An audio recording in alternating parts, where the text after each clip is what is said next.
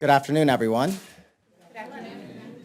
It's lovely to see all of you here. Thank you so much for turning out. I want to introduce myself. My name is Nick Turner. I'm the director of the Vera Institute of Justice. I'd like to take this time to welcome and thank all of you for joining us here today for what I think will be a very important discussion. For those of you who are not familiar with the Vera Institute, we are a 54-year-old organization. We're a nonprofit that's based in New York City.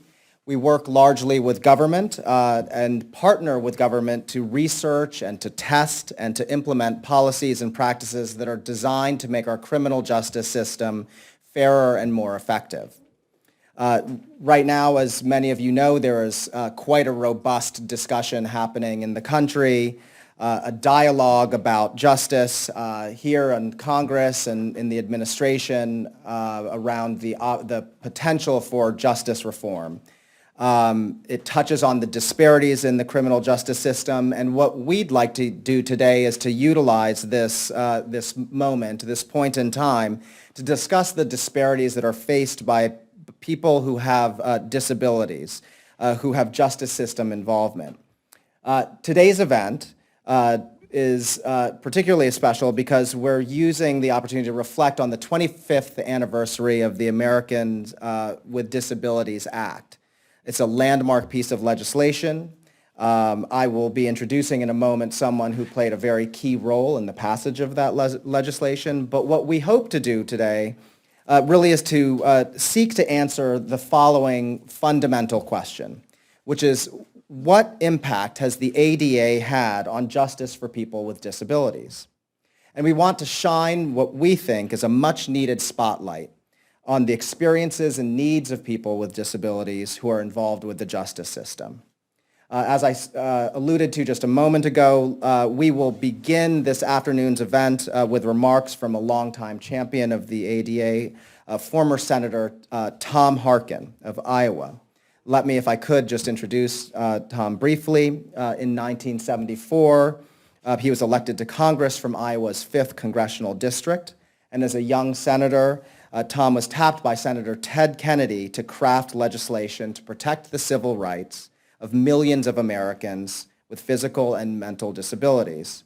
I think it's okay for me to say that Senator Harkin knew firsthand some of the challenges facing people with disabilities from his late brother Frank, who was deaf from an early age.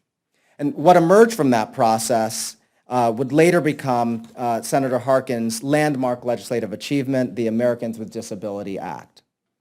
About a decade and a half later, to protect the intent of the ADA, after several court rulings had weakened its standards, Senator Harkin and Senator Orrin Hatch of Utah introduced the ADA Amendments Bill to ensure continuing protections from discrimination for all Americans with disabilities. And that was signed into law in September of 2008. In November of 2008, Senator Harkin made history by becoming the first Iowa Democrat to win a 5th term in the U.S. Senate. At the completion of his term, he returned to, I believe it is the town in which he was born, Cumming, Iowa, and returned to live in the house where he was born and raised. I want to note that I see on my notes that his birthday was November 19th. My birthday is November 19th. I think I'm only a few years senior to you, but far less accomplished. So Tom continues to live in that house today. So if you would, please join me in a warm welcome for Senator Tom Harkin.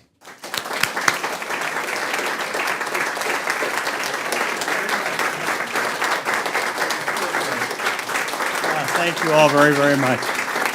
Thank you. Thank you very, very much, all of you. Thank you. And thank you for inviting me. Thank the Vera Institute for so many years of fighting for justice for people that are usually at the end of the road, at the bottom of the economic ladder, so to speak, or social ladder. Vera Institute, I'm quite familiar. I had a friend of mine worked for Vera for many years up in New York City, in your office up in New York City. And so I'm also proud that Vera is now also looking at victimization, people with disabilities. I assume that's what this panel is, and what's happening with people with disabilities. So I just brought this one thing here, policing and the deaf, and how many people who are deaf get beat up by police and things like that because they don't understand what the police want them to do. Police think that when they're doing this with their hands, they're trying to do something else other than talk to them. Countless stories. We had one here in Washington earlier this spring about a man who spent 6 weeks in jail, a deaf man. I think he was from Somalia maybe or someplace, I forget where he was from. Ethiopia. Deaf and just stuck away because he didn't give him an interpreter. Anyway, I think that case is winding its way around now. I don't know what's happened to it. So anyway, 25 years after the passage of the ADA, we still have some justice issues as pertains to people with disabilities. What I might do is just take you back a little bit in time and some of the beginnings of the ADA and how it kind of came to be. It didn't just happen overnight. In 1964, we passed the Civil Rights Act that banned discrimination on the basis of, let me see if I get it right, race, color, sex, religion, national origin, not disability. So the way I always kind of put it is, so the ADA was signed into law in July 26, 1990. That's the 25th anniversary. If you say were an African American, and on July the 25th, you saw an ad in the paper for a job for which you were qualified, you went down to answer that ad, and the respective employer said, get out of here, I don't hire colored people. You could turn right around, go down to the courthouse door, and the courthouse door was open.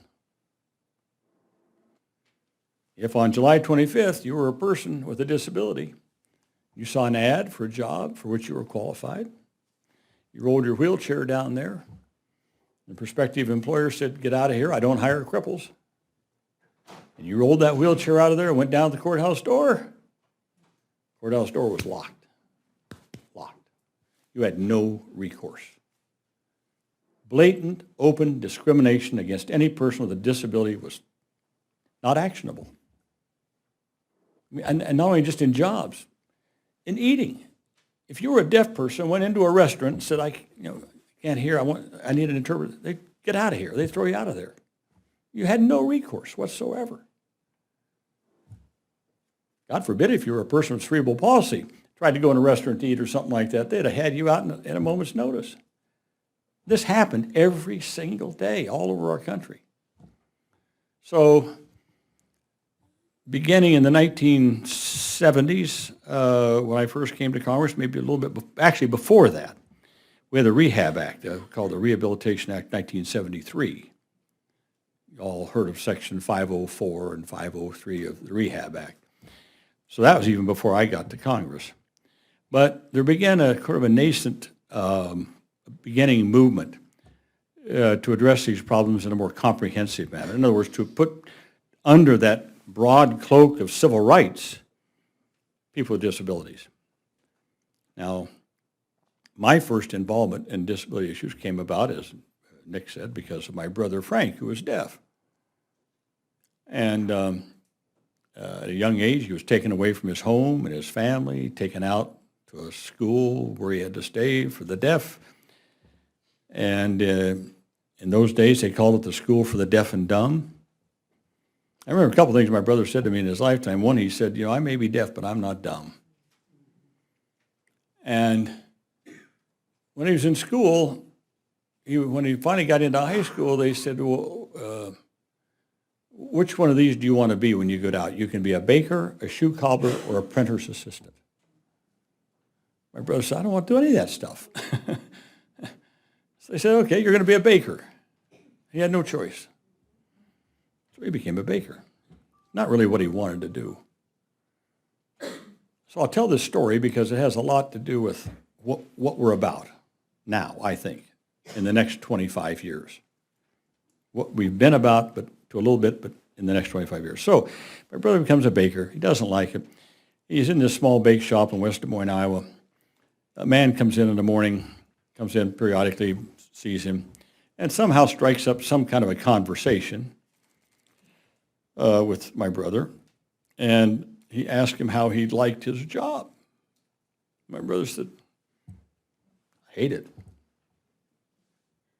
This side, anyway. Yeah, right side. And so the guy said, well, what do you want to do? He said, I like to work on machines. I like to work with my hands. Wrote it out for him. And so this guy had a small manufacturing plant. His name was Delavan, Mr. Delavan. He employed between 200 and 300 people, and they made jet engine nozzles for jet engines. So he told Frank, well, come work for me.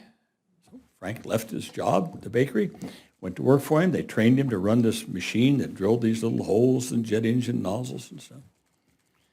So several months, I learned this later. Several months later, Mr. Delavan went to Frank's foreman, his boss, and asked him how Harkin was doing. And the foreman said, this guy's great. It's amazing. Never makes a mistake. Puts out more parts per hour. Never late for work. Stays a little bit over time to finish a job. It's amazing. Well, Delavan was pretty interested in this. So he began to try to figure why was he so much more productive than other workers? Finally, it dawned on him. This was a very noisy place. A lot of clanging and banging and people yelling and machines and stuff like that. My brother didn't bother him one bit. He just sat right there and just continued to do his job. This is a true story. Old man Delavan thought, this is interesting. He went out and hired more deaf people. Now, the first may have been out of the goodness of his heart. From then on, it helps his bottom line. Most productive workers. So after ADA, there are 4 goals in the ADA, 4 goals. Full participation, equal opportunity, independent living, economic self-sufficiency. 4 pillars, 4 goals of the ADA. On the first 2, in 25 years, we've done reasonably well. Full participation, pretty good.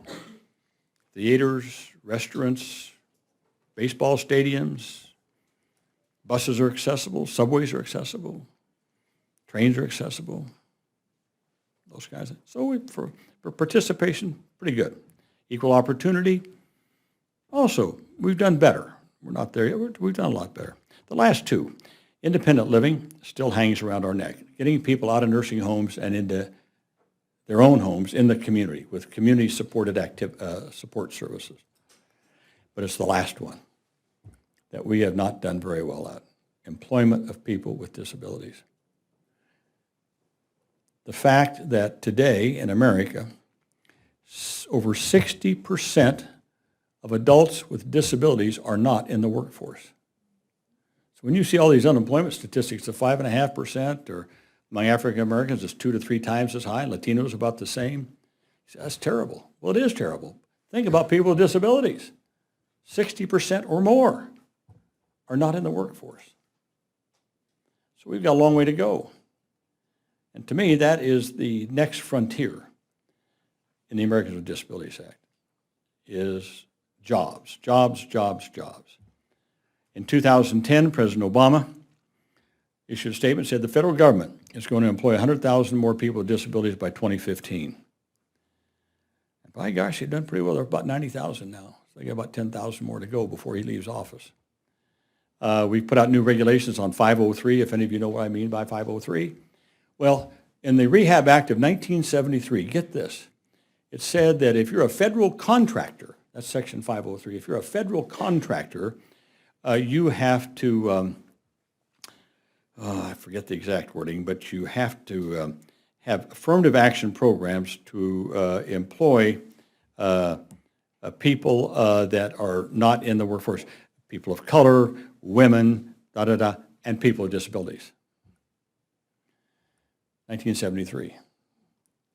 It wasn't until 2 years ago, was it 2 years ago, that we finally got regulations issued after all this time saying what does that mean? Well, federal contractors have not been honoring that. They just haven't. I mean, 20% of our workforce are in the government or federal contractors. So we should and now going forward, the regs say that the floor is 7%. So 7%, if you're a federal contractor getting taxpayer money, you should have an affirmative action program so that at least 7% of your workforce are people with disabilities. Now, if you think that's high, 20% of our population are disabled.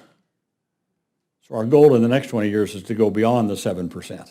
That's a floor. That's a starting point. Go on. People with disabilities ought to be working as they are represented in society as a whole.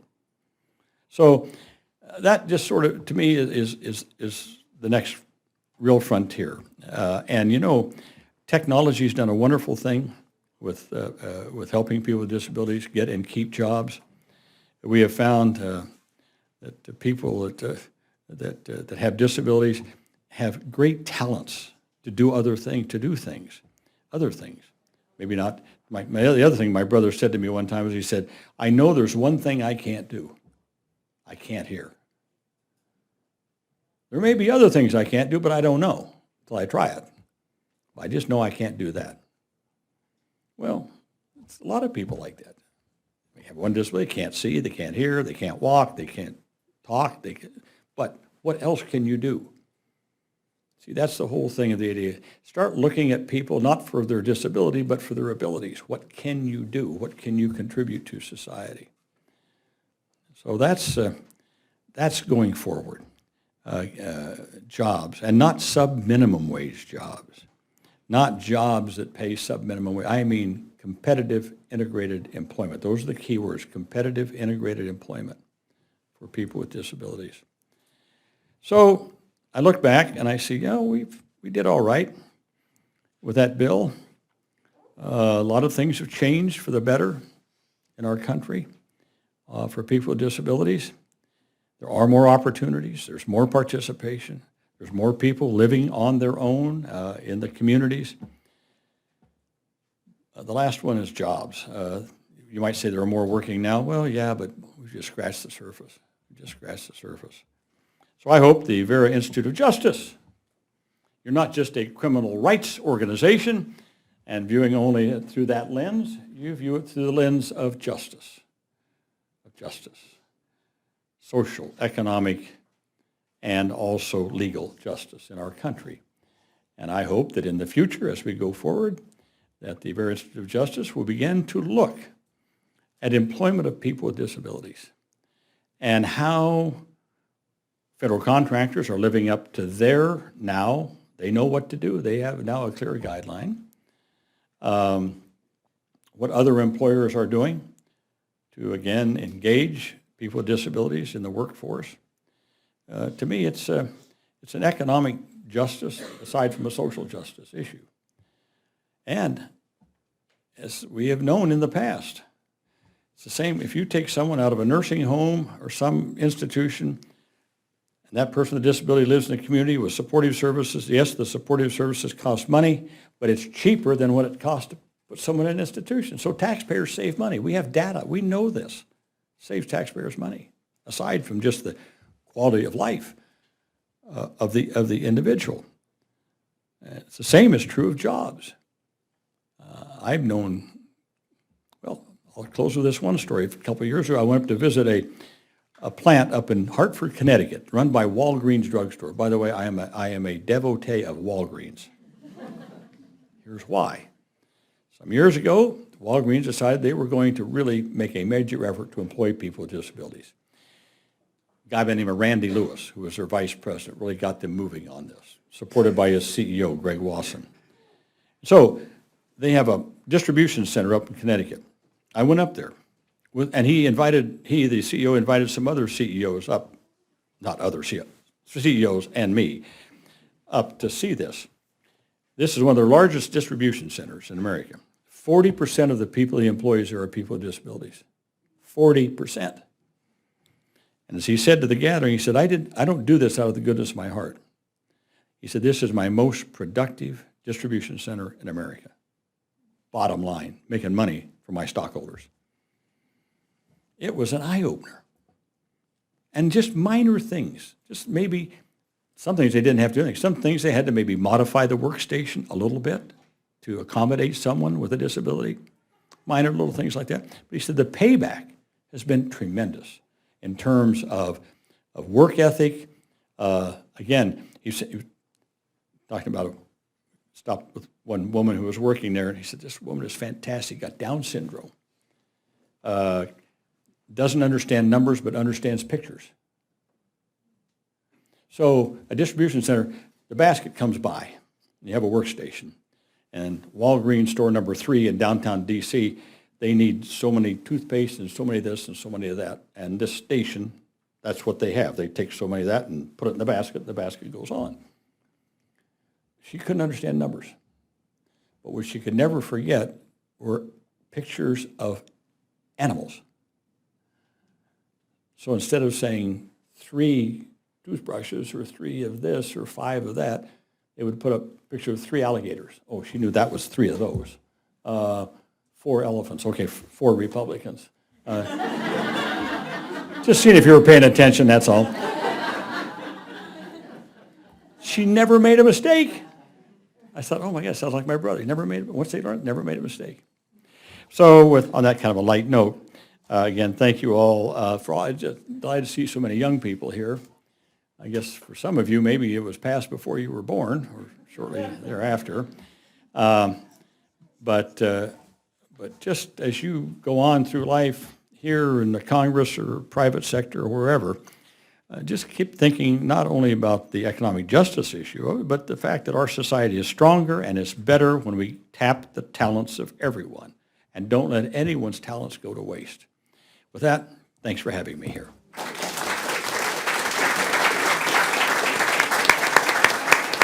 Well, thank you so much, Senator Harkin, for your leadership in this area and also for helping us frame this important discussion by providing us with such a rich historical perspective and also your vision for the future. I can't think of a better way for us to start our celebration here, so we really appreciate that. Thank you. So my name is Nancy Smith, and I direct the Center on Victimization and Safety at the Vera Institute of Justice. And through the center, we work to help to create victim services that reach, appeal to, and meet the needs of all crime victims. And our work focuses on communities that are at greater risk of harm, but for various reasons disconnected from the services that are there to help crime victims. And a cornerstone of our work is looking at improving access for people with disabilities as well as deaf people who have experienced crime.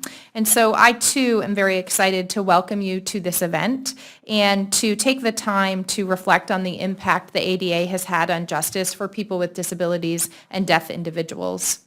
And justice is a critical issue for the nearly 57 million Americans who have disabilities.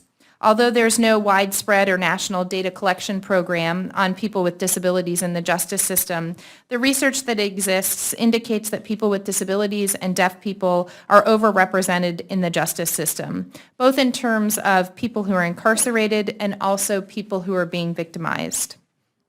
Research suggests that a significant portion of adults and juveniles who are incarcerated have at least one disability.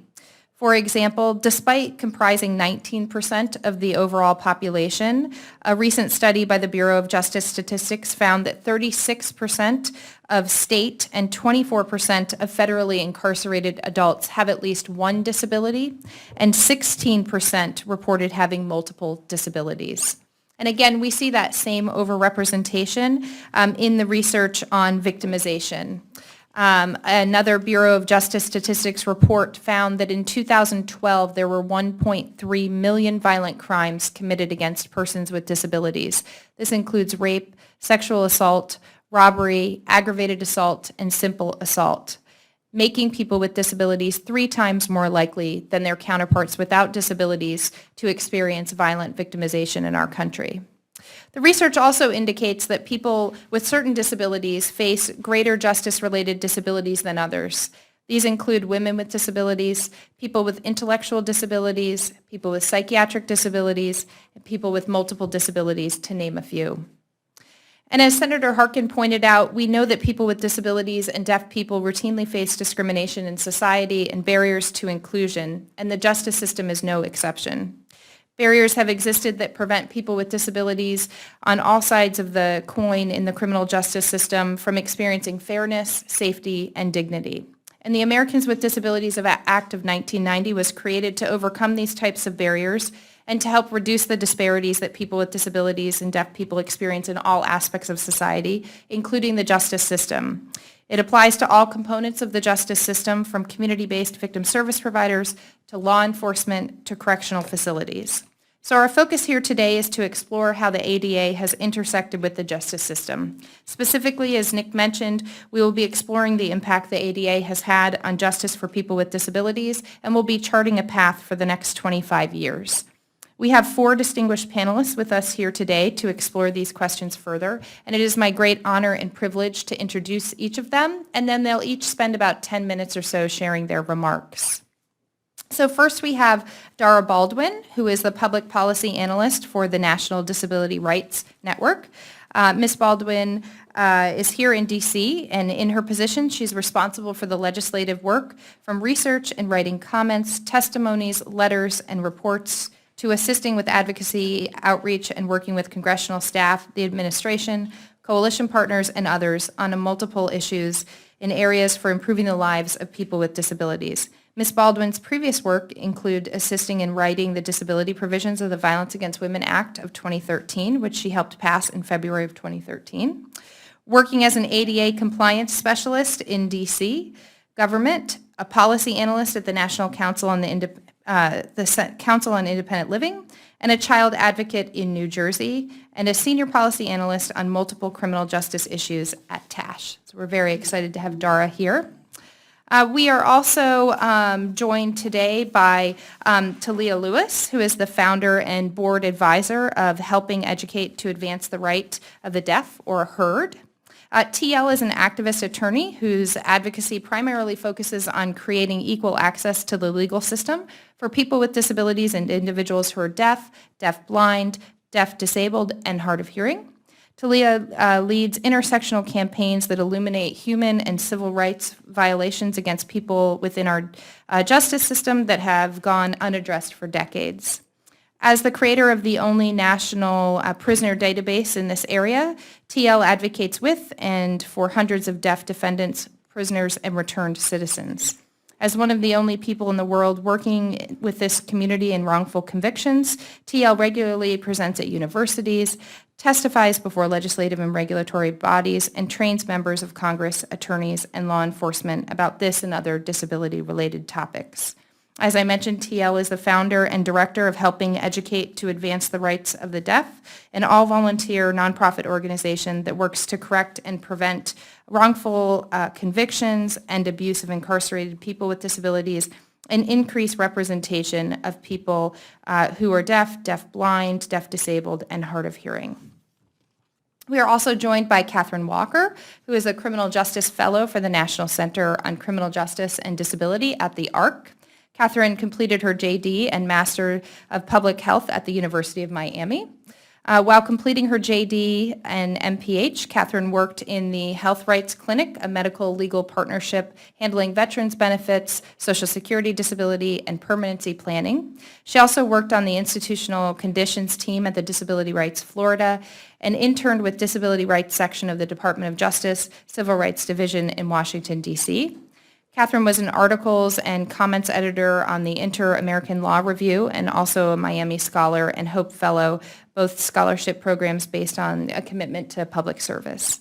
Before joining the ARC in December of 2013, Catherine completed her MPH as a legal policy intern for the Judge David L. Bazelon Center for Mental Health.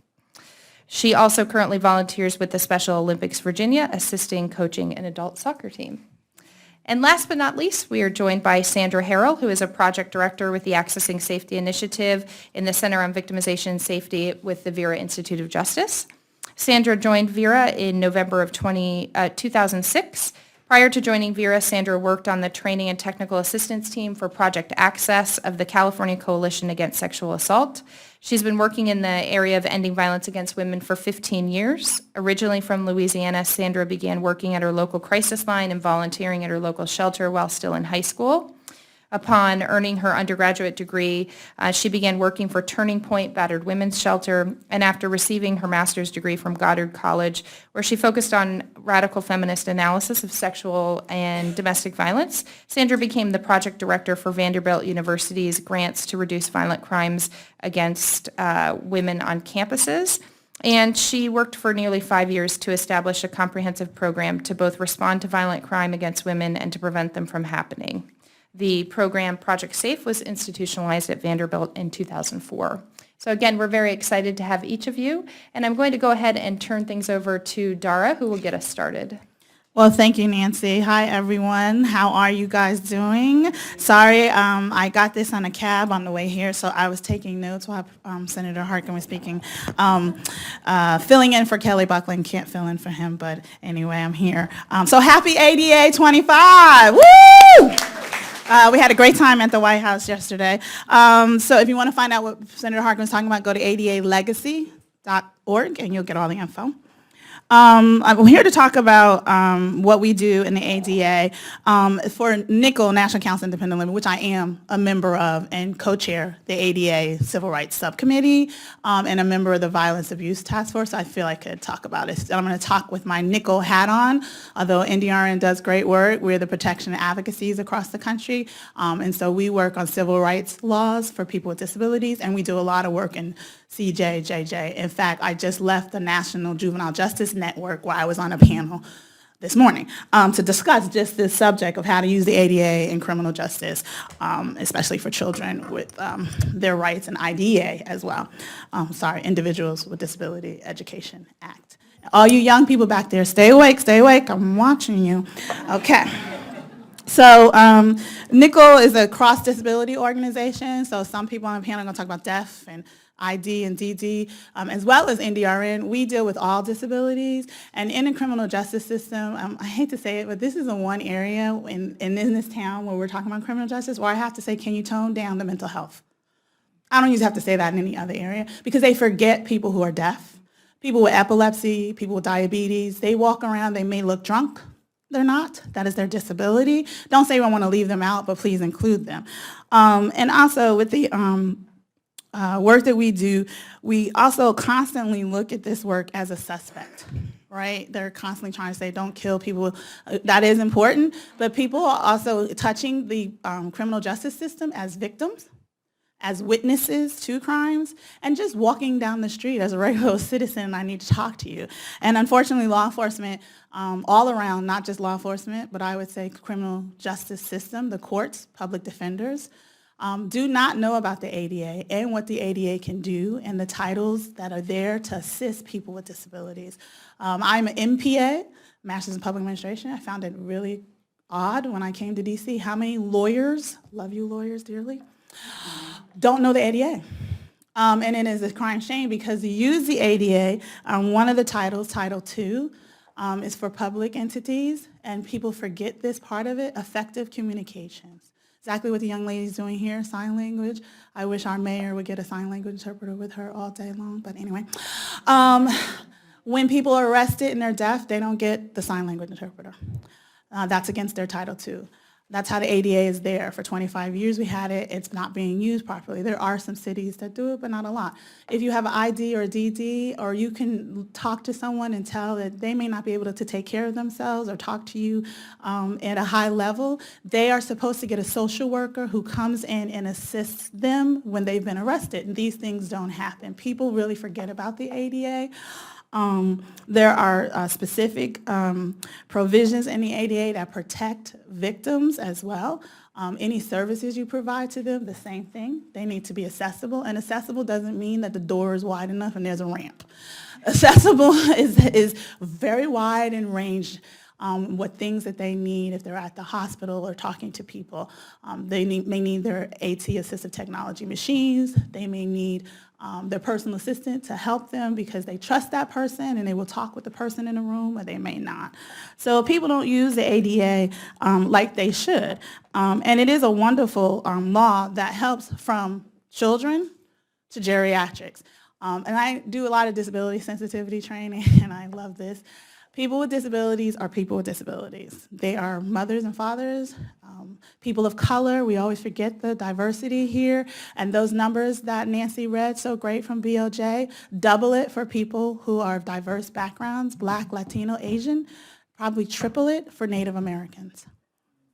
Okay, because those numbers are higher, and I would also say they're probably very low because they're not reported. We have so many people with disabilities who just don't go and report that they've been a victim because they're so disrespected and they don't care. Nothing's going to happen for them. So we have to think about that when we talk about this.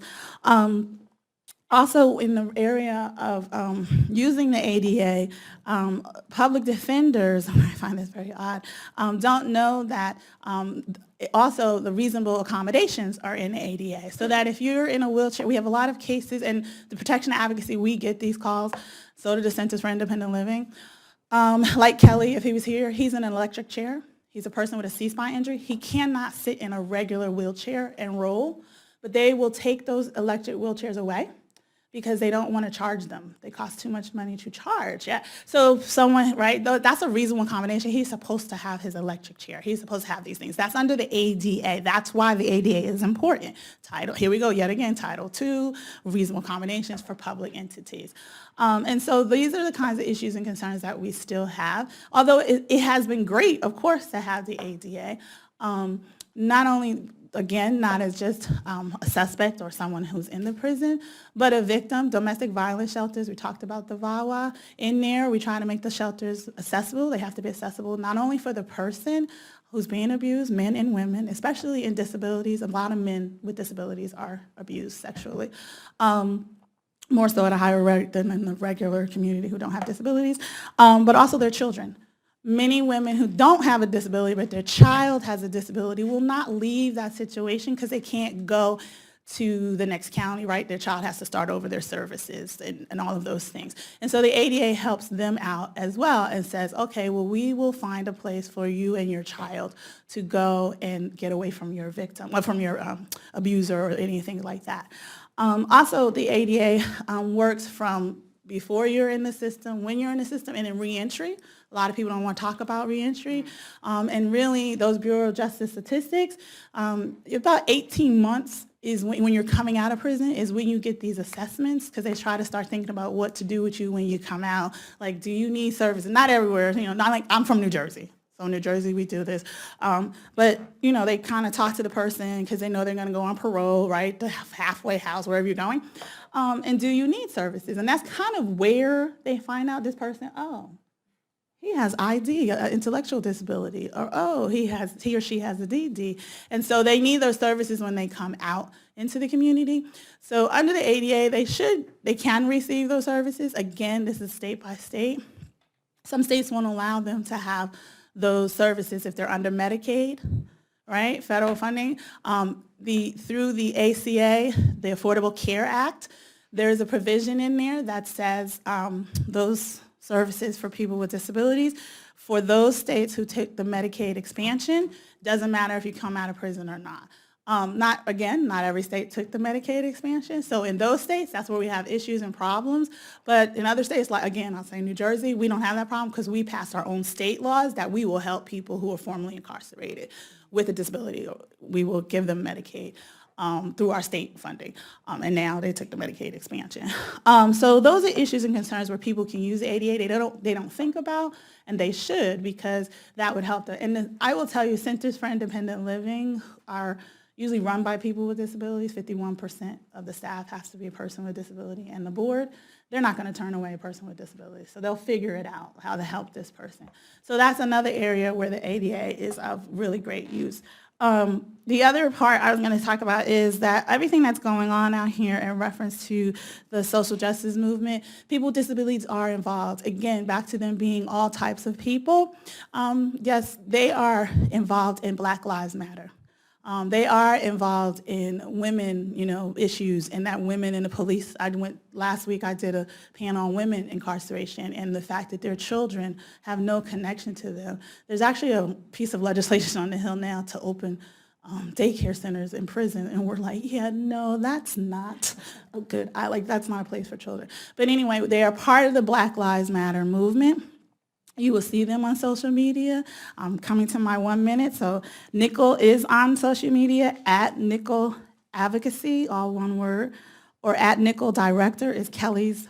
And next week is Nickel's annual conference. It's always that week of the ADA. There is a panel on Monday, which is on Black Lives Matter, and the Center for Independent Living in Missouri, Paraquat was one of the largest in the country, is doing this work, has been doing this work. Miss Jupiter is the ADA person out there doing this. Heather, she's been out there doing this since the beginning, got dumped out of her wheelchair by the police. They have done this to many people around the country.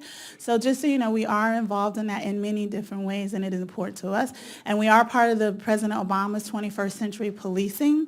Although we only got 4 lines in the report, please contact me, dara.baldwin@ndrn.org if you would like a copy of our 16 pages that we sent to the 21st Century Policing that covers this about ADA and civil criminal justice and juvenile justice. And thank you for this opportunity to speak.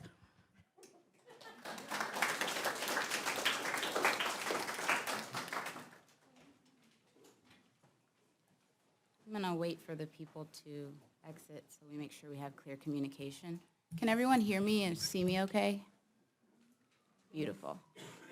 Okay, so first and foremost, I would really like to thank Vera and all of the folks who are working with Vera for organizing this historic panel. It's critical at this point in history and time that we have a real discussion about the hard issues related to racial and disability justice. So I want to thank you all for hosting this panel. I second want to, I wish Senator Harkin had stayed. I wanted to let him know that he's social media famous with his ever going on and on and on viral video of him signing about the ADA back in the 90s on the floor. And so we're still sharing that with hashtag ADA, hashtag all sorts of hashtags on Twitter. So really, really thankful for his leadership in this area. I begin every discussion that I give, that I present, by centering the space. And that means uplifting the names of people who are no longer with us, making sure that we all recognize that we're not talking about numbers, we're not talking about statistics, but what we are talking about are human lives. So I will begin today, like I begin every other day, notwithstanding the building upon which we all sit or stand. Tanisha Anderson, Freddie Gray, Anthony Hill, Ezell Ford. These are African American people with disabilities whose lives were cut short by law enforcement. News media and advocates alike erase parts of their identities. They often mention that they are Black people who have been murdered by police officers, but what they don't often mention is that these are people with multiple marginalized identities. And those marginalized identities altogether are what led to their untimely murders. Their lives mattered, their Black lives mattered, their disabled Black lives mattered, and that's important for us to be able to state in this space. Today I want to propose to you all something that some people might call lofty, others might call revolutionary, others might say it's impossible. But before I begin, I want to remind you that those same words were used with advocates like the Honorable Senator Harkin as related to the ADA 25, 30 years ago when it was conceived of. So I want you all to dream with me for a while. Let's explore what's possible and not worry about what exists now. Let's think outside of the box, outside of the realm. So that's what I'm challenging us to do today. So stay with me. So here's what I propose. I'm proposing an end to police brutality and mass incarceration by engaging in intersectional disability justice advocacy that, because of its historic and present work related to deinstitutionalization and creative community-based solutions, is already steeped in creative and innovative, transformative deinstitutionalization policies and practices. And at its core, that is what mass incarceration is. It is institutionalization, and it's important to name that as well. So here are the statistics and information that provide a framework for my proposal. I'm just going to run down some brief statistics that are available online. Children with disabilities are 3 times more likely to be placed in foster care than those without disabilities. Children with disabilities are 4 times more likely to be living in poverty than those without disabilities. 65% of boys and 75% of girls in juvenile detention have mental illnesses.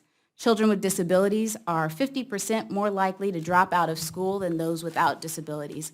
Black children represent 18% of the preschool enrollment population, but 48% of those preschoolers, yes, who are receiving more than one out-of-school suspension.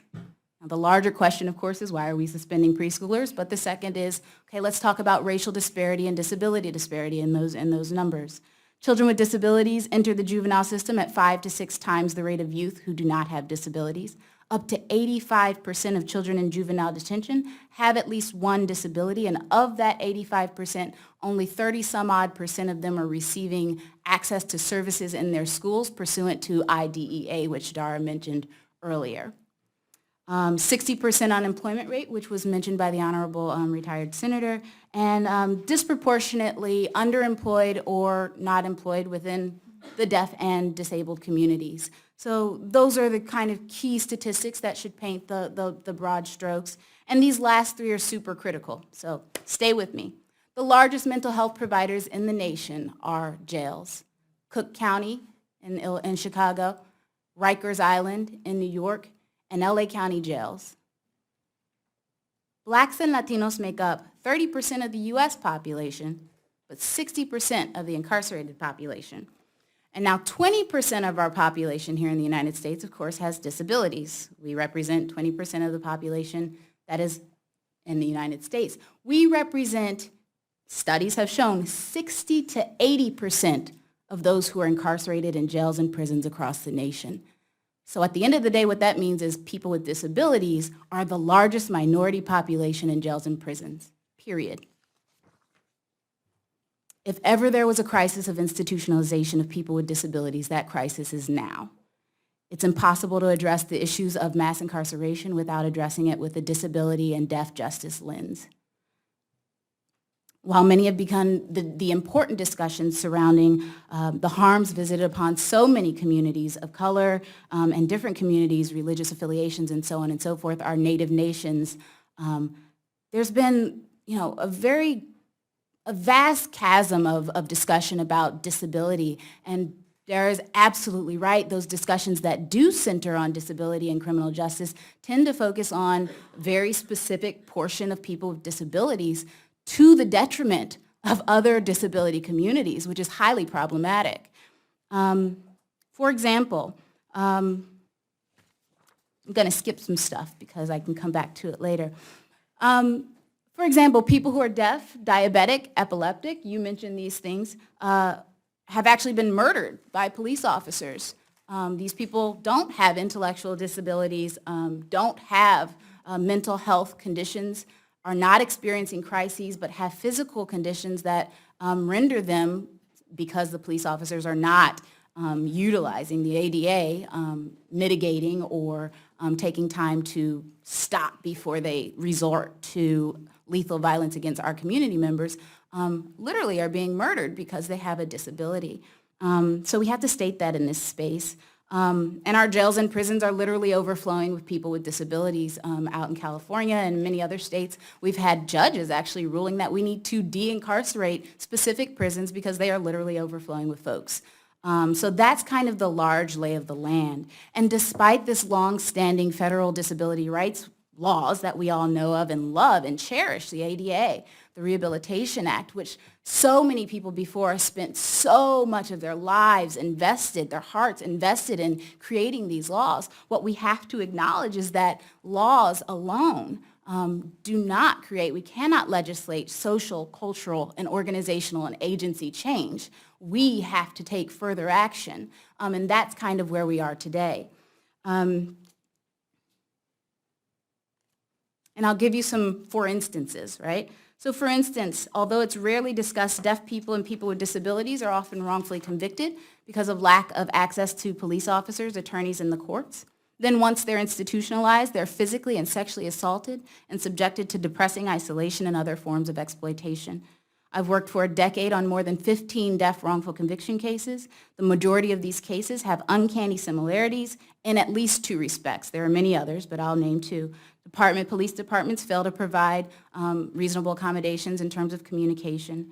Detectives, attorneys, and judges alike, the entire system is guilty. Let's be clear, we're not blaming police, we're not blaming judges. The entire system is ableist and autist, and we need to name that in this space. Ableism is discrimination based on your ability. Autism is discrimination based on your ability to speak or hear, as opposed to sign and listen with your eyes or listen with your hands if you're a tactile sign language user. We can't prioritize certain kinds of abilities over other abilities. That's really important also to name. Similarly, deaf-blind, deaf-disabled, and hard-of-hearing prisoners customarily experience discrimination and terrible abuse in our prisons, punished for failure to obey commands that they can't hear, using sign language to communicate, for failure to follow rules that were never conveyed, for missing counts that they were never aware of, for filing grievances about these persistent inequities.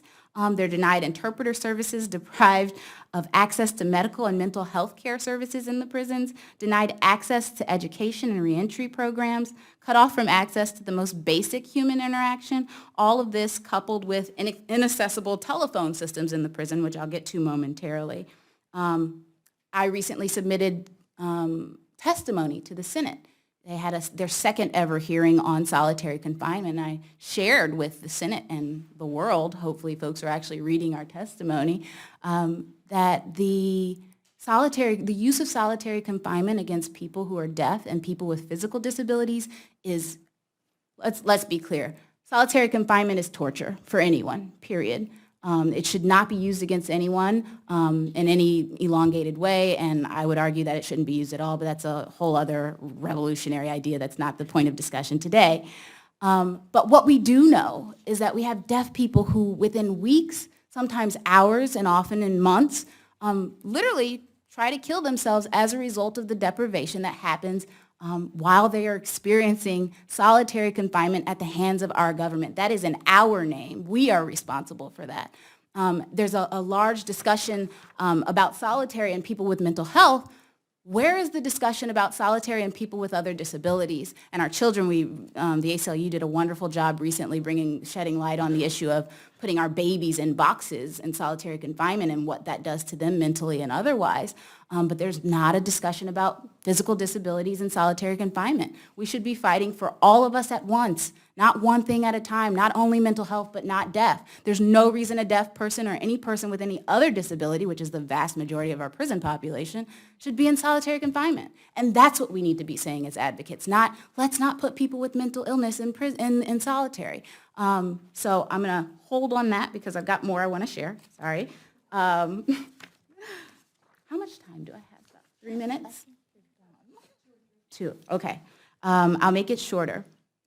Finally, despite the existence of these wonderful laws, which we all support and uphold, we'll soon, my organization, an all-volunteer nonprofit organization, will soon be in our 4th year of advocacy just to get telephones for people who have communication disabilities in prisons across the nation.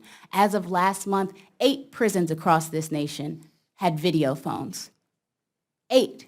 That means for decades, countless deaf people, deaf-blind, deaf-disabled, hard of hearing, have had no access to their loved ones, their babies, their families, their attorneys. And we know that people who are deaf actually experience the least access to the justice system in the first instance. So why don't we make sure that they can at least communicate effectively once they're in the jails or prisons across the nation? This is the kind of advocacy that we need to see from folks. So right now we've got criminal justice reform and prison advocates who are really finding ways to drastically decrease mass incarceration. They're proposing things like capping sentences, legalizing certain drugs, et cetera, alternative courts.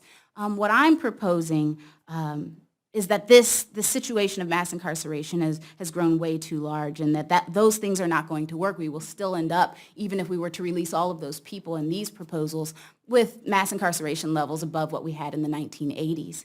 So what I would like us to do is to think about a justice system. What would it look like if we applied disability justice principles, right? And so here's my alliteration for the day, and this is what you should take home with you. Our justice system could decriminalize disability, de-escalate law enforcement situations for people in crisis, divert all people with disabilities away from jails and prisons, demand disaggregated data collection on disability in jails and prisons, deinstitutionalize those of us who are presently trapped in the clutch of the system because society has failed for so many decades to provide meaningful support and accommodations for people with disabilities in the first place.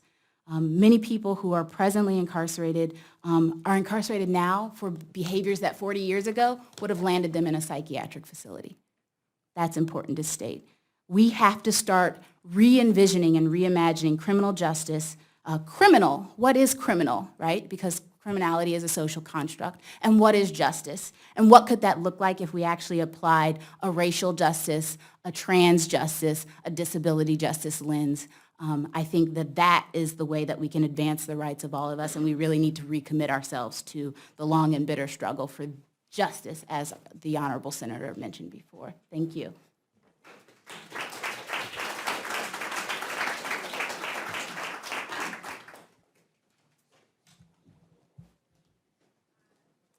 Good afternoon. I'm going to try and stick pretty closely to my script to make sure I cover everything in the 10 minutes I have. So I first want to thank the Vera Institute of Justice for organizing this event to commemorate the ADA, and my fellow panelists and the organizations they represent for their tireless work supporting people with disabilities in the criminal justice system. My name's Catherine Walker, and I'm the Criminal Justice Fellow for the ARC's National Center on Criminal Justice and Disability. With 660 chapters nationwide, the ARC is the largest national nonprofit organization in the United States, providing advocacy and direct services across the lifespan for people with intellectual and developmental disabilities, that's IDD. Over 65 years old, the ARC has chapters in 48 states and the District of Columbia, serving more than 1.5 million people. Our mission is to promote and protect the human rights of people with IDD and actively support their full inclusion and participation in the community. For those unfamiliar with intellectual and developmental disabilities, people with intellectual disabilities, that's ID, experience significant limitations in intellectual functioning and adaptive behavior as expressed in conceptual, social, and practical everyday living skills. People with developmental disabilities may not have an accompanying IQ deficit, but still experience substantial functional limitations. So that was a lot of vocabulary there. So common examples include people with autism spectrum disorder, Down syndrome, fetal alcohol spectrum disorder, and then intellectual disability, which we formerly referred to as mental retardation, but we no longer use that vocabulary. So today, we're here to celebrate the passage of the Americans with Disabilities Act, and the ADA signifies a powerful acknowledgement by our representative democracy that disability should never limit opportunity or community inclusion. It is codified recognition of the deep discrimination people with disabilities have faced and continue to face, and provides a legal recourse in the face of that discrimination. The ADA acknowledges in law a historically segregated and isolated minority and is one of the great civil rights statutes of our time. However, any law without enforcement is powerless to create sustainable change. Enforcement must expand across the criminal justice system to ensure the ADA's intent to desegregate isn't nullified using our criminal justice system as modern-day institution. So in response to broad concerns about criminal justice system efficacy, the ARC created the National Center on Criminal Justice and Disability, that's NCCJD. And the center provides training and technical assistance addressing both victim and witness and also suspect and offender issues with a focus on intellectual and developmental disability. Funded by the Bureau of Justice Assistance, NCCJD's goal is to build the capacity of the criminal justice system to respond to people with disabilities from first contact with law enforcement, through incarceration, and on through transition back to community living. NCCJD is in the process of developing the Pathways to Justice training curriculum, which uses disability response teams to equip communities to respond to people with disabilities enmeshed in the criminal justice system. Using the Pathways to Justice curriculum, disability response teams provide training for law enforcement, victim services providers, and attorneys. We're heavily self-advocate led during these trainings as well. NCCJD also responds to information and referral and technical assistance requests from around the country. Since NCCJD opened in September of 2013, we have responded to over 300 requests from around the nation and have observed a high prevalence of suspect offender cases, 24 of which have been related to sex crimes.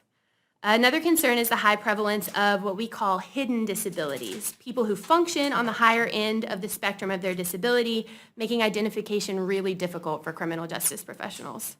This specifically creates problems when, for example, a police officer responds to a call involving a person with autism who is judged to be dangerous rather than displaying typical behaviors related to their disability. People with IDD, both juveniles and adults, are cycling through the criminal justice system with little or no acknowledgement of their disability. In 1994, the Department of Justice provided funding to the ARC to create materials for law enforcement officers about accommodating people with disabilities. The project supported voluntary compliance with Title II of the ADA and focused on explaining different accommodations both law enforcement and legal communities could use to ensure the rights of people with disabilities were protected. That project planted a vision for the ARC's current NCCJD, and without passage of the ADA, our current work would be impossible. The Bureau of Justice Assistance support of the creation of NCCJD and the willingness of those gathered today to engage this issue proves that the ADA remains alive and well. We're taking steps forward. However, ensuring that no one with a disability is excluded from participation or denied the benefits of services, programs, or activities of a public entity is no easy task, particularly when it comes to our criminal justice system. Consider the various challenges faced by people with IDD in the criminal justice system. As suspects and offenders, people may not want their disability to be noticed. This is known as the cloak of competence, and therefore pretend to understand their rights and say what others want to hear. We've seen multiple people waiving their Miranda rights.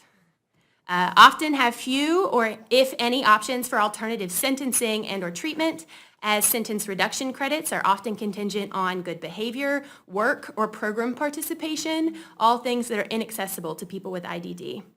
They may be placed in institutions to regain competency to stand trial when they were never competent to begin with. They may take plea bargains, not understanding the consequences, or because counsel is convinced they will make poor witnesses in their own cases. While research is lacking, we know that this population is heavily overrepresented in the criminal justice system, and the numbers vary. You've heard them across the board here, and we have an estimated 70% of justice-involved youth have disabilities, and you said as high as 80% when you were speaking, including psychiatric disabilities as well as IDDs. Funding for research in this area is sorely lacking, and NCCJD continues to advocate for funding to focus on critical issues such as screening for disability in jails. We can't know how many people are there if we're not screening for disability as they come through the door. As victims and witnesses, people with IDD are easily victimized and targeted for victimization, less likely to be able to report, easily influenced by and eager to please others, more likely to wrongly believe the perpetrator is their friend, or not considered as credible witnesses and denied the right to testify, and this can be as a victim or a witness to a crime. Thanks to legislation that added a question about presence of disability to the existing National Crime Victim Survey, we now know that people with disabilities are 3 times as likely to be victims of violent crimes when compared to those without disabilities. You mentioned this earlier. Violent crimes including rape, sexual assault, robbery, and aggravated and simple assault. When looking at the rate of victimization among people with different types of disabilities, people with cognitive disabilities, which is one of the many vocabulary words to describe this IDD population, face the highest risk of victimization. Focusing priorities for criminal justice reform for people with disabilities begins with education. We regularly encounter criminal justice professionals who do not know the difference between mental illness, which is a mood, thought, and feeling disorder, often treatable with medication, and intellectual and developmental disability. The practical differences for criminal justice professionals are profound. For example, someone with mental illness may respond positively to medication and regain competency to stand trial. Someone with an IQ of 50, who was never competent to begin with and will never regain competency to stand trial regardless of educational efforts, may still be held in jail for an extended period of time undergoing competency restoration treatments. As a note, this issue is nuanced, and there is a small population of people with IDD that will regain competency. We, however, are pushing for speedier evaluation so that these cases can be identified much quicker and people can wait. Right now, people are waiting sometimes years, and this is without ever being formally charged because they're not competent to stand trial. Another issue is providing law enforcement with accurate training. We are thankful for current law enforcement training on mental illness provided through crisis intervention training, that's CIT training. However, IDD, Alzheimer's, and autism typically share only 2 to 3 hours in a 40-hour week. We must ensure that any law enforcement training includes both disabilities, includes all types of disabilities so that officers are fully prepared to respond in situations, whether the person has mental illness, an intellectual or developmental disability, a physical disability, no matter what kind of disability they have. So stories are a powerful way to see the ADA in action and equally to see tragedies that occur without ADA accommodations. So I have 2 stories from our information referral process from around the country. The first is Mr. Reginald Neely Latson. He's a young man with autism and intellectual disability who was incarcerated in a solitary confinement cell for over a year and was only released after a guilty plea and subsequent pardon from the governor of Virginia. So Neely's underlying charges stemmed from a phone complaint to police that a young black man in a hoodie was loitering in front of the public library, and then a subsequent mental health crisis once he was incarcerated. Neely was waiting for the library to open, and when approached by police, he refused to provide his name and was restrained by a police officer. He attempted to leave the situation, a very fight or flight response, which is common for people with autism. And the altercation that followed seriously injured the officer and sent Neely to jail. While in jail, Neely struck a corrections officer while he was being transferred to a suicide watch cell. So while being transferred from a solitary confinement where he was held for his own safety, that was their explanation, to a suicide watch cell, he struck a corrections officer. And was charged with felony battery on a law enforcement for both of those altercations. Not once was his disability taken into account, and this eliminated any opportunity to provide accommodations.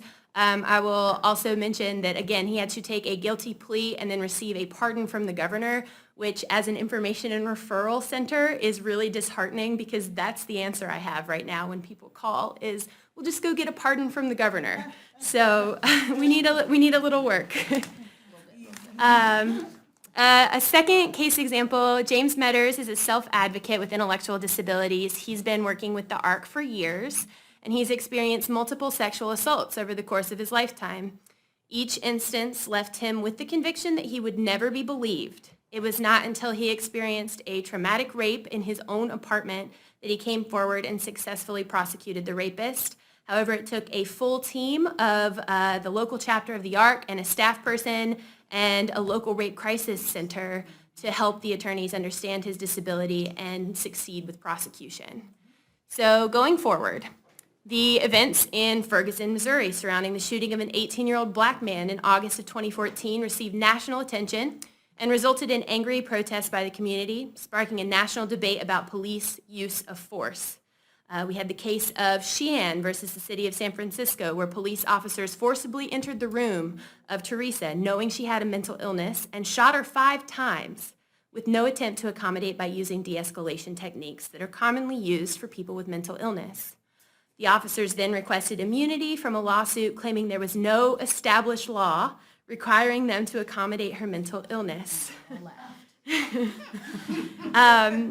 Inside the courtroom, Justice Sotomayor seemed to be the one voice of reason when she said, "Isn't the ADA intended to ensure that police officers try mitigation in these situations before they jump to violence?" NCCJD enthusiastically agrees. And so while we celebrate this monumental day and contemplate all the good that's come from the ADA, remember those who continue to suffer segregation, discrimination, and misunderstanding because of their disability. Moving forward, we've got to look to people with disabilities as self-advocates to lead the charge in criminal justice system reform. We've got to work to give people with disabilities, whether victims, witnesses, suspects, or offenders, a voice. As professionals, we must actively include people with disabilities in any meaningful criminal justice reform or training initiatives, ensuring that their lived experiences are fully accounted for in future efforts. Thank you for the opportunity to speak with you today, and I have a quote actually from my supervisor, Leanne Davis, who wanted to be here and couldn't make it, and she says, "I have the ADA to thank for bringing me to the ARC and introducing me to what has become a lifelong commitment to advocating with and for people with disabilities. About 20 years ago, I was hired to direct an ADA project that created materials for criminal justice professionals and accommodations for people with intellectual and developmental disabilities so that they could get fair treatment in the system. This seed money from the Department of Justice eventually led to the creation of our National Center in 2013. It's frightening to think how the lives of people with disabilities would be different today without the passage of the ADA, and it's equally exciting to dream about what the next 25 years may hold." So, thank you. Hello. I too, along with my fellow panelists, would like to thank everyone who is in attendance today. I particularly appreciate those of you who have stuck around. So, my name is Sandra Hero. I'm a project director within the Center on Victimization and Safety, and I really want to thank my fellow panelists for shining a spotlight on areas where there's still a great deal of work to be done in improving the justice system for people with disabilities. I'm going to sound a little Pollyanna-ish in contrast because I get to work with communities all across the country who are actively engaged in making changes to their organizations to become more compliant with the Americans with Disabilities Act and to more effectively serve victims with disabilities. And we've worked with over 60 communities across the country within the Center on Victimization and Safety. And through our work within these communities, we're really seeing just how the people with disabilities and deaf people intersect with justice, especially around the issue of victimization. And in the aftermath of victimization, we know that people with disabilities and deaf people will often seek healing and justice from a variety of supports. Specifically, we see people with disabilities turning to the criminal justice system or victim services.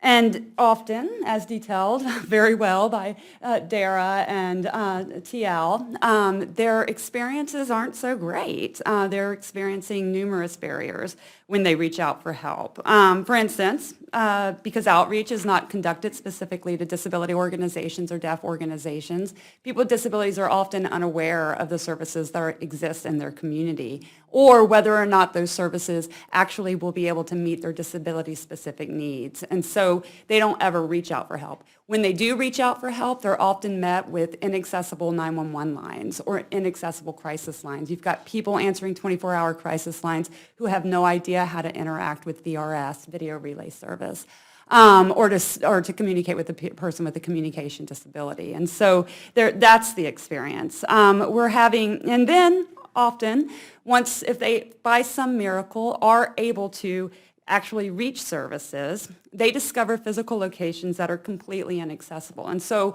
while they may, in fact, be able to make it to the parking lot, they barely ever can make it to the door, and certainly not through that door. And so that's the reality, and I get it, like why we have a lot to be concerned about. But we've seen within the work that we've been doing at the Center on Victimization and Safety that the ADA has gone a long way towards making the process for seeking services and supports smoother for people with disabilities and deaf people. It's begun by prohibiting discrimination, by ensuring integration and promoting accessibility. It's begun to open doors and minds within the justice system and victim services. And certainly I'm not saying that this is happening all across the country in every corner of the country and every organization. I know for the most part the outlook is still bleak, but we are seeing incremental changes. We are seeing changes taking place on a small scale that, if replicated on the larger scale, could absolutely turn the tide for victims with disabilities. And so I just want to talk a little bit about some of the things that we're seeing while keeping in mind, while we're talking about this, that this is on a very small representative sample of communities that are undertaking these changes. For starters, I mentioned that a lot of times people with disabilities will contact 911 or crisis lines and be met with a lack of access.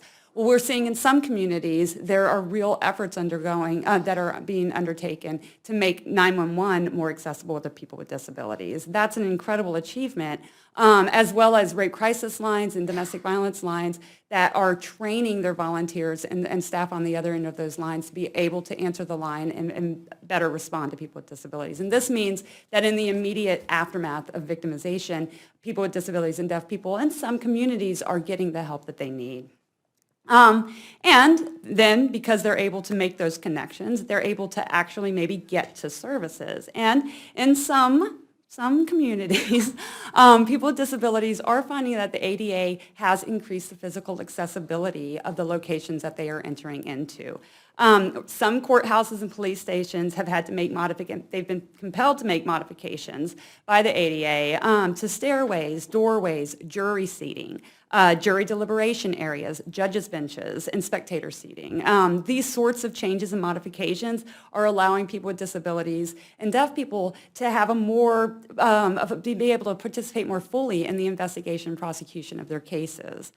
Also, since victim services are required under Title II to be accessible via the ADA, we're seeing that there are some communities who are taking up that challenge. What we're seeing in the communities that we've worked with is that we have violence against women organizations who are partnering with disability organizations to actually conduct accessibility reviews of their organizations. And I'm going to read a little bit here because there have been these particular reviews have resulted in stuff that we're really proud of. For instance, in Albany, New York, after conducting an accessibility review, the domestic violence shelter started a fundraising campaign in order to build an accessible shelter because they found so many barriers within their organization.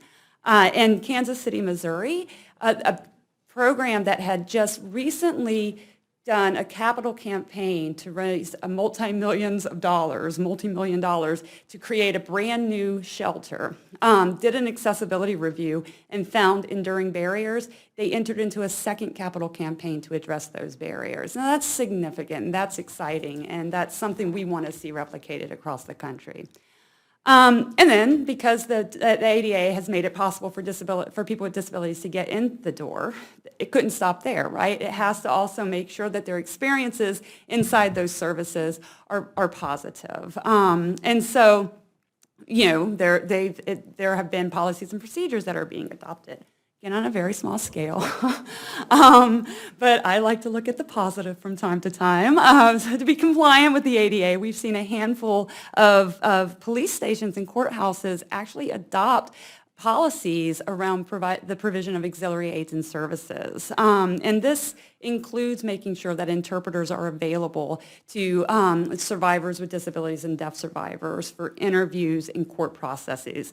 And for those of you familiar with deaf survivors, the presence of a qualified trained interpreter can make the difference between an acquittal and a conviction. And so making sure that somebody qualified is there in the room and actually doing the interpreting process is critical, and that even one or two courthouses and police stations are doing this, that means more justice for deaf survivors. And then also within victim services, just to kind of provide some context, because my colleague Amy Judy suggested I should, in many domestic violence programs, the current state of affairs is that eligibility requirements of the residents at the shelter are that you participate in employment or be able to seek employment, and that you participate in household chores. Now, obviously, this can be an exclusion or can be a barrier for people with disabilities who are seeking services within that shelter and have historically been a barrier.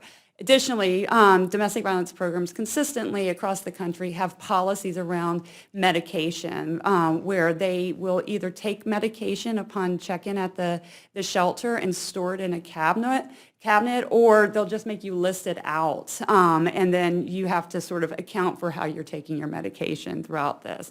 which really they have no business doing, but they're doing it. We're seeing there's been a real sort of groundswell of change around that, to change those eligibility policies and to change those medication policies, to do more to screen people with disabilities into services as opposed to trying to screen them out, and to do more to give people with disabilities more autonomy and independence while they're actually in those services. So we think that's fantastic. In addition to that, you're seeing victim services programs also adopt policies around their commitment to serving people who have service animals.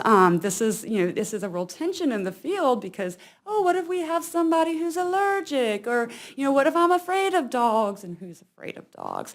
But they are also outlining in policy their commitment to providing auxiliary aids and services. This is a financial burden to the organization, and yet they're putting it into their written policies. That is an exciting moment in our history. And then policies allowing non-offending personal care attendants into services, which is critical for people with disabilities who rely on personal care services to just go about their daily lives. And so these sorts of policies, these sorts of changes are profoundly impacting the experiences of people with disabilities when they're receiving services from these victim service agencies. And just like I said, helping to create an environment where people with disabilities and deaf people in services are feeling more valuable, more independent, and just more able to fully participate in the services being offered. And so this is incremental, but people's attitudes and beliefs are also changing. This is happening through training and education, and agencies are working to dispel myths about people with disabilities and also working to increase the comfort of their staff to work with people with disabilities. I'm someone who has, as Nancy said, worked in the violence against women world for a really long time and have a great deal of compassion for the advocates who are working in domestic violence and rape crisis programs. It's tough work. And I believe that they have the best of intentions, but they mess up. They mess up out of inexperience and out of a lack of education, et cetera. And so I believe that with proper training and education, we can see these sorts of changes in their attitudes and beliefs, which will come with incredible changes for people with disabilities in those programs. So just as some example of some of the trainings that we're seeing, some communities are working to train their sexual assault nurse examiners. These are the people who show up at the emergency room when a person has been raped to help to conduct what is called a sexual assault forensic exam.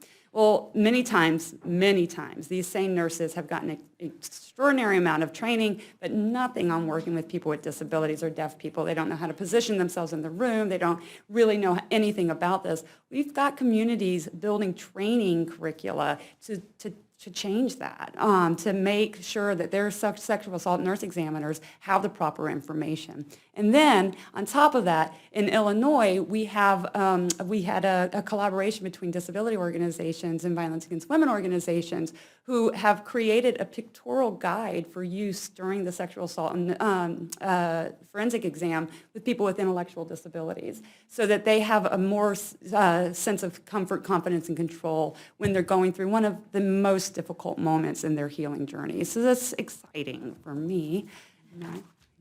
And then, because the ADA has promoted community inclusion and integration, what is really important to know about the efforts that I've talked about thus far is that people with disabilities are partners in these change efforts. They are co-facilitating support groups. They are serving on multidisciplinary collaborations.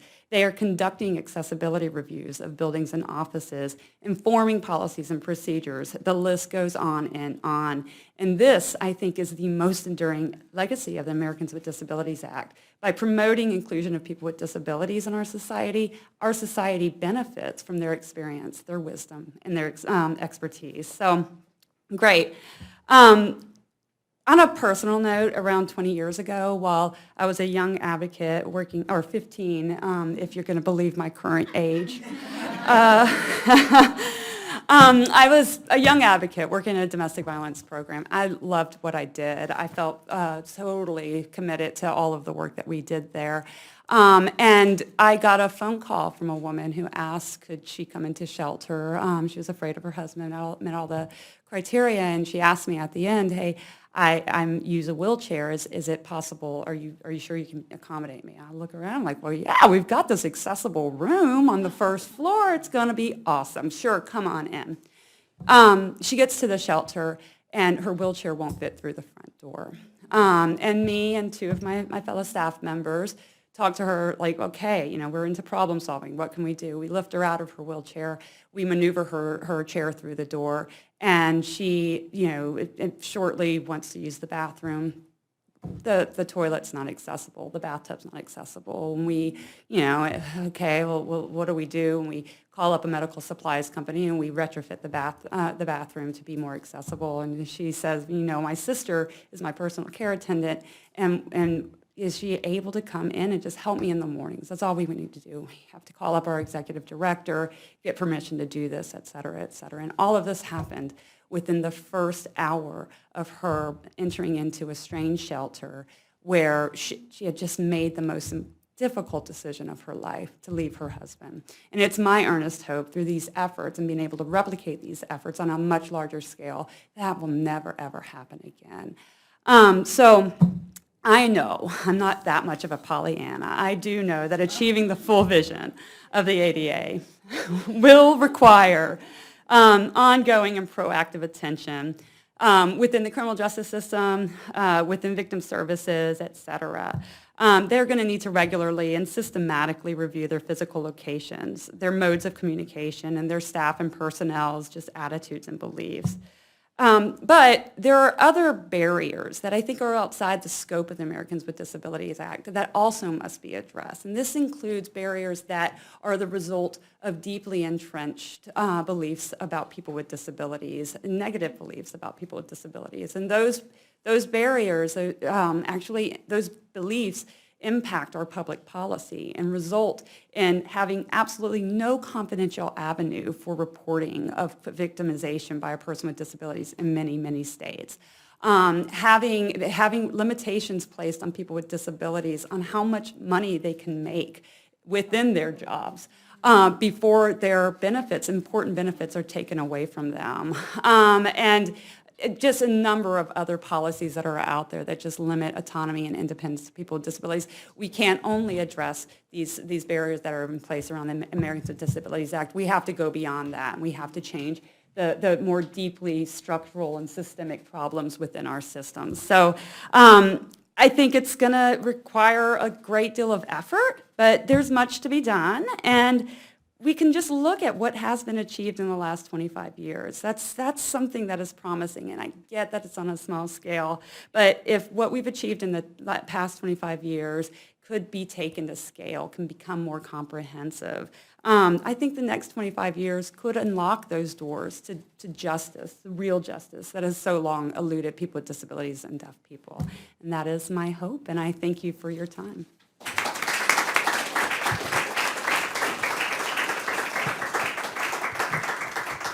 Great, thank you so much. And I'd like to give a very special thanks to all of our panelists. I want to thank you for your longstanding commitment to access and inclusion for people with disabilities and deaf people. Thank you for the work that you're doing and for sharing your experiences and expertise with us here today.